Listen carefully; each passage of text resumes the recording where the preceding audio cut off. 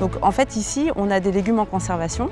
Donc la conservation c'est primordial dans notre métier parce qu'on va pouvoir conserver des essences végétales d'une manière pérenne dans le temps et pouvoir relocaliser un petit peu tout le patrimoine végétal ici dans nos régions.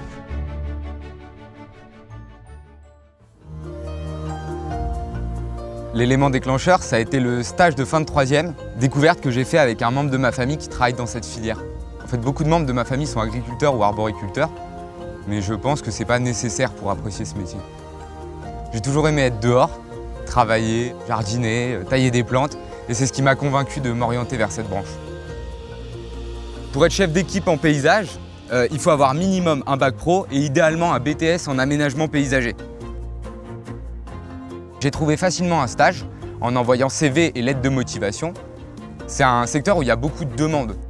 Du coup, même sans réseau, on trouve facilement du travail si on est motivé. Ce qui me plaisait, c'était la sensibilisation à la protection de la nature, aux problèmes d'environnement et de biodiversité.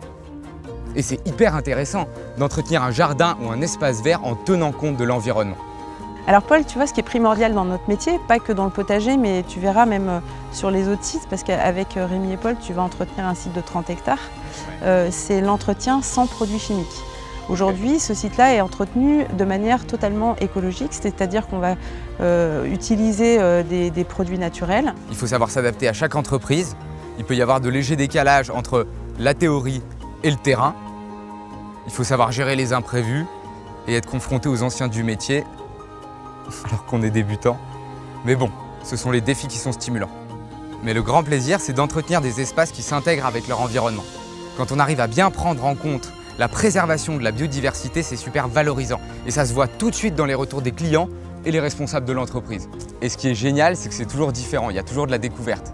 Même s'il y a un apprentissage récurrent d'une méthode, pour l'organisation, les matériels, la gestion des espaces, il n'y a pas de routine. Chaque projet est différent. Et ça me plaît beaucoup parce qu'on ne se lasse jamais. Du coup, ça me motive. Ça me pousse à chercher des choses, des nouvelles découvertes, des nouvelles connaissances. Ce qui est gratifiant, c'est qu'on peut valoriser ce qu'on fait tous les jours. Par exemple, je poste des photos sur Instagram et tout de suite, tous mes proches voient ce que je fais.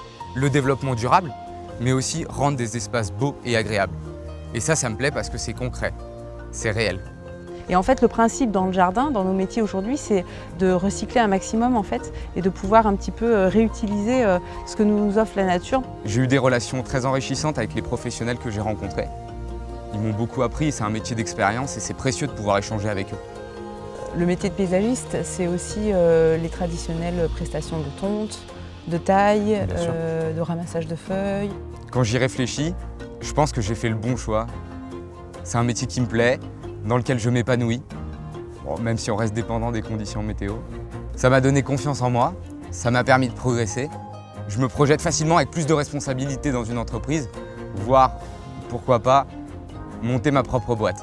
Maintenant, j'ai hâte d'avoir une maison et un jardin pour mettre en pratique ce que j'ai appris.